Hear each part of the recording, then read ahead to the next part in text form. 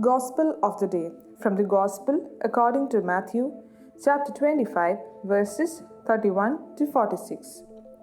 Jesus said to his disciples, "When the Son of Man comes in his glory, and all the angels with him, he will sit upon his glorious throne, and all the nations will be assembled before him. And he will separate them one from another, as a shepherd separates the sheep from the goats. He will place the sheep on his right and the goats on his left. Then the king will say to those on his right, 'Come, you who are blessed by my Father, inherit the kingdom prepared for you from the foundation of the world. For I was hungry, and you gave me food. I was thirsty, and you gave me drink. A stranger, and you welcomed me. Naked, and you clothed me. Ill, and you cared for me. In prison, and you visited me.' Then the righteous will answer him and say, 'Lord, when did we see you hungry and feed you, or thirsty and give you drink? When did we see you a stranger and welcome you, or naked and clothe you? When did we see you ill or in prison and visit you?'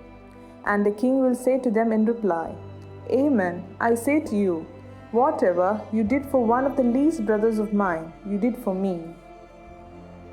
Then he will say to those on his left, 'Depart from me, you accursed, into the eternal fire prepared for the devil and his angels.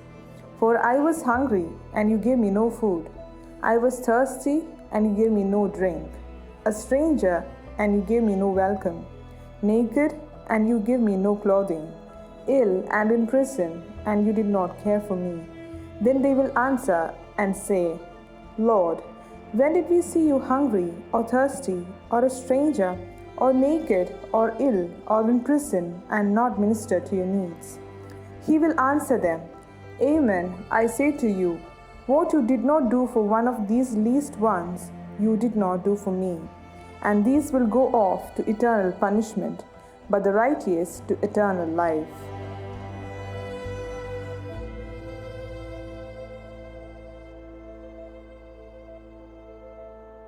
The Gospel describes Christ the King coming in heavenly glory to judge us, based on how we have shared our love and blessings with others through genuine acts of charity in our lives.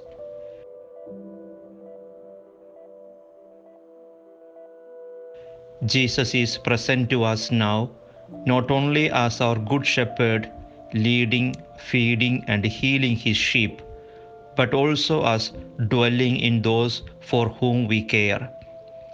Every person to whom we give ourselves, whether hungry, thirsty, or a stranger, naked, sick, or in prison, is revealed to us as having been the risen Jesus.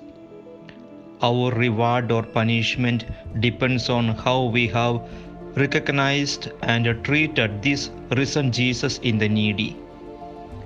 The message of this gospel passage is beautifully said by Mother Teresa in our context. She says, "Many today are starving for ordinary bread, but there is another kind of hunger. The hunger to be wanted, the hunger to be loved, the hunger to be recognized. Nakedness too is not just the want of clothes, but also about loss of dignity, purity, and self-respect. And homelessness is not just want of a house. There is the homelessness of being rejected, of being unwanted in a thrown-away society. The biggest disease in the world today is the feeling of being unwanted and uncared for. The greatest evil in the world is lack of love, the terrible indifference towards one's neighbor." Let us pray. Lord, warm our cold hearts with your grace, so that we, your disciples, may produce the fruits of love as you have taught us, and with this love we shall overcome the world. Let us accept Jesus Christ as the King of love, King of our life. Jesus, who came to proclaim to all of us the good news of God's love and salvation, gave us his new commandment of love. Love one another as I have loved you, as we read in John chapter 13:34.